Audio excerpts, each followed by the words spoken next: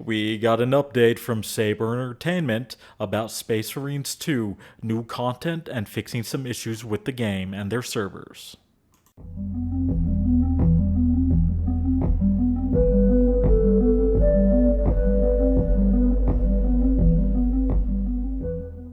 This is Faust Kellown here, and I am here to give you some good news about Space Marines 2.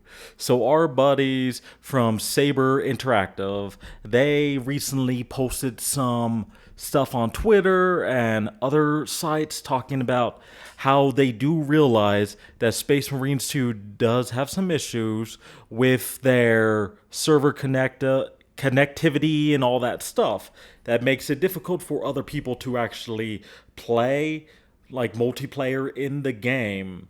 That's what's a lot of people are having issues, including me. And it's not something that people don't know of. It's actually kind of a big deal. So Saber has said that they are going to be working on that.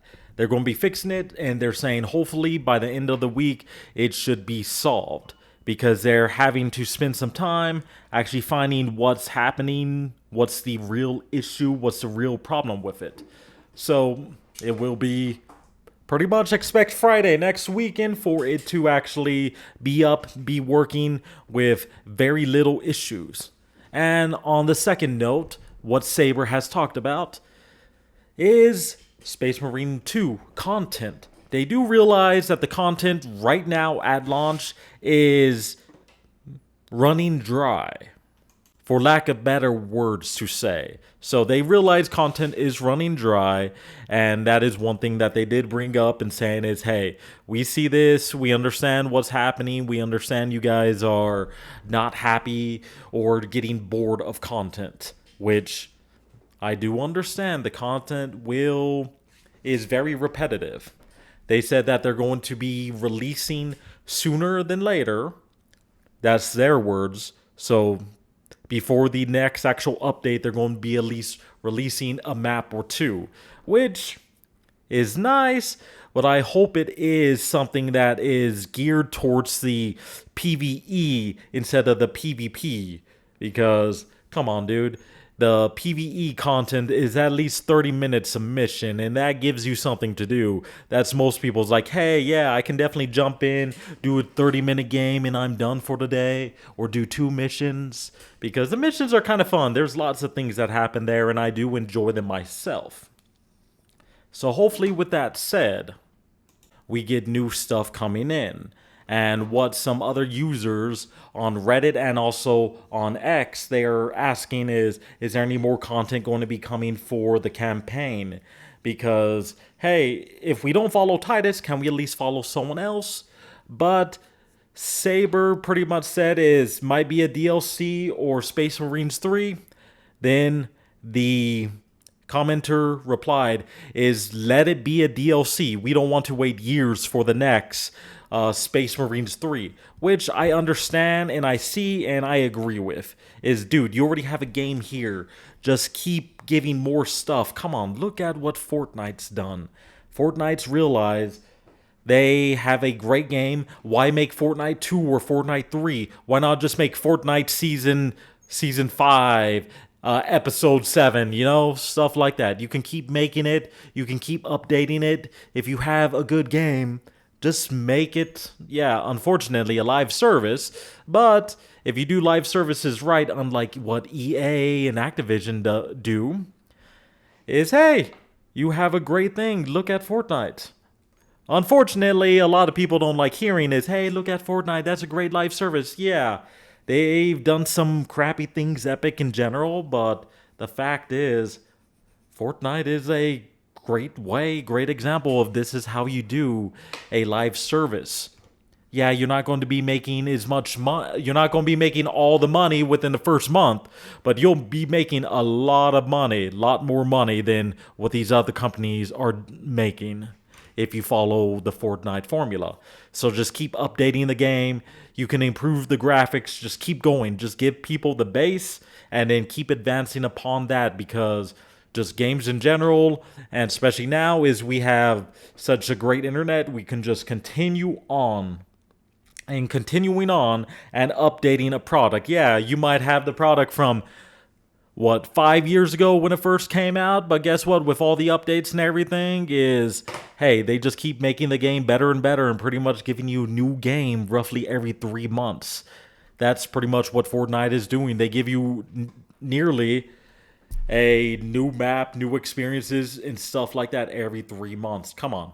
If Fortnite can do it, other places can do it. Just stop being greedy and just accept that you're going to be making a lot of money, not all of the money.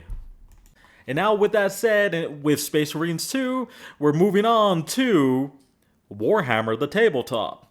So recently, I was reading up, is in the tabletop, they had a GP. So it's a general, or a GT, so pretty much a general tournament that they had, like a grade level something tournament over in Orlando, Florida.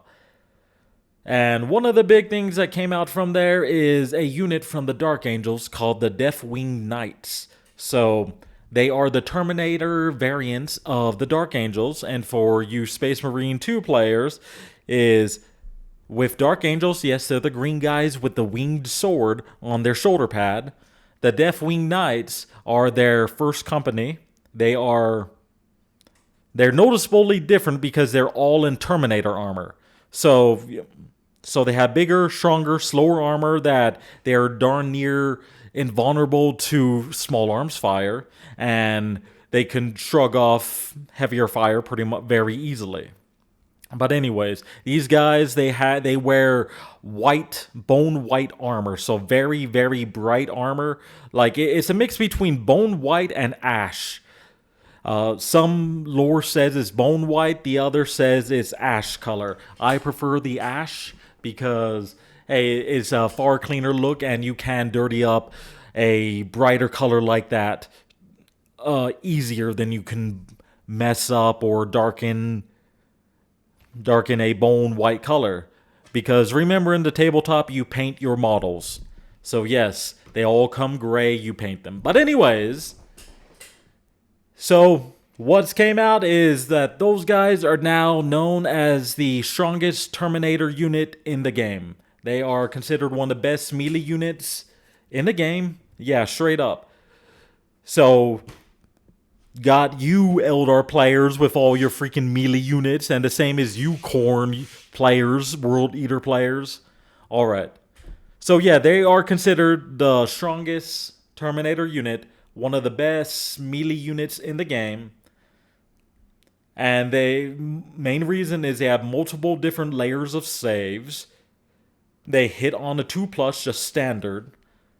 One of their weapons is a anti-monster, anti-vehicle, which makes them a devastating force on the battlefield.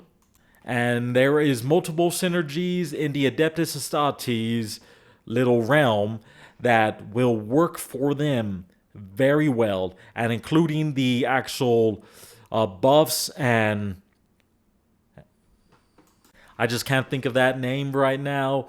Like their buffs and their little stratagems and their army rules for Adeptus Astartes and Dark Angels will work great for them. So they just have multiple layers of defense and multiple things and army rules and strategies that work great for them. So Dark Angels right now is really kicking some butt, especially in that GP over in Orlando, Florida. That really showed that they are definitely a tournament-worthy army to play. They can definitely kick some butt. And with that, I'm waiting for the next few tournaments that will come up, because their ranking, the Dark Angels ranking, will definitely be going up on the win rate. Because after that GP and people showing is like how powerful the Deathwing Terminators are, yeah, I will be seeing a lot more Deathwing lists, which I love myself, because I do play Dark Angels, so I know exactly what you mean about Deathwing, Ravenwing, and Greenwing. But with that said, I am going to let you guys go. Thanks for watching, like and subscribe, and remember, always love the Kellhound. You all take care now.